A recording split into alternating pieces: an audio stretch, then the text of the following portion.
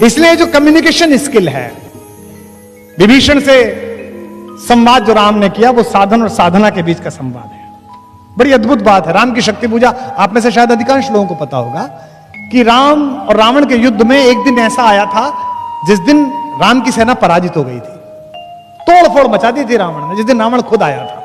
महाप्राण निराला ने कविता लिखी है राम की शक्ति पूजा। रवि हुआ अस्त ज्योति के पत्र पर लिखा, अमर रह गया राम रावण का अपराजेय समर। आज का तीक्ष्ण विदिक्षिप प्रकर वेग प्रखर, शतशैल शंवरणशील नील नभगर्जित स्वर, विच्युत वन्य राजीव नयन हत लक्ष्मण, लोहित लोचन रावण मदमोचन महायान। ऐसी कविता लिखी है। उस दिन सब बेहोश हो गए, सुग्रीव बेहोश हो गया, सौमित्र बेहोश हो गए, लक्ष्मण सब बेहोश हो गए।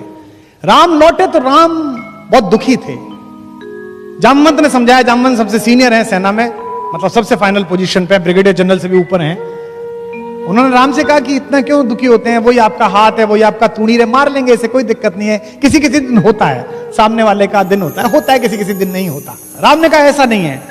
जब मैं युद्ध लड़ रहा था तो मैंने एक बात देखी, रावण नहीं लड़ रहा था, रावण के साथ शक्ति लड़ रही थी, दुर्गा लड़ रही थी, देवी लड़ रही थी। और यह अजीब बात है कि मैं धर्म के साथ हूं, मेरे साथ नहीं लड़ रही, उसके साथ लड़ रही हैं।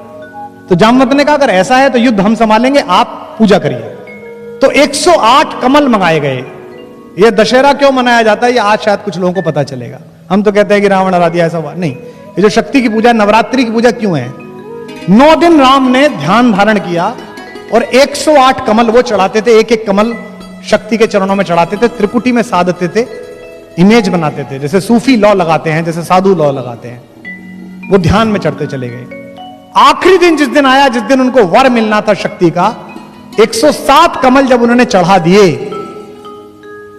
तो देवी ने सोचा कि इसका एग्जाम लेती हूं कि कितना भक्त है। वो आखिरी नील कमल उठा के ले गई। राम ने यूं करके थाली में हाथ कराया तो देखा कि कमल ही नहीं है। तो ध्यान से नीचे उतरे और देखा कि कमल नहीं है। उन्हें लगा अब साधना भंग हो जाएगी। निराला लिखते हैं कि राम की आंखें भीग गई। राम ने कहा दिख जीवन जो सहता ही आया है विरोध, दिख साधन जिसके लिए सदा ही किया शोध, जान की हाय उद्धार प्रिया का हो न सका। ये 3 लाइन है, लेकिन चौथी लाइन राम की, ऐसी के कारण वो राम है। दुखी है कि अब क्या करूंगा, सब हार जाऊंगा। दिख साधन जिसके लिए सदा ही किया शोध, दिख जीवन जो सहता ही आया है विरोध, जान की हाय उद्धार प्रिया का हो न सका, पर एक और मन रहा राम का जो न थका। उन्होंने कहा ऐसे थोड़ी चलेगा, ऐसे पूजा थोड़ी उठा दूंगा। तो राम ने क्या किया? राम ने कहा कि मां कहती थी मुझको राजीव नयन, मुझको कहती थी कमल के जैसे आंख वाला है मेरा बेटा, तो अभी 2 कमल के फूल मेरे पास हैं।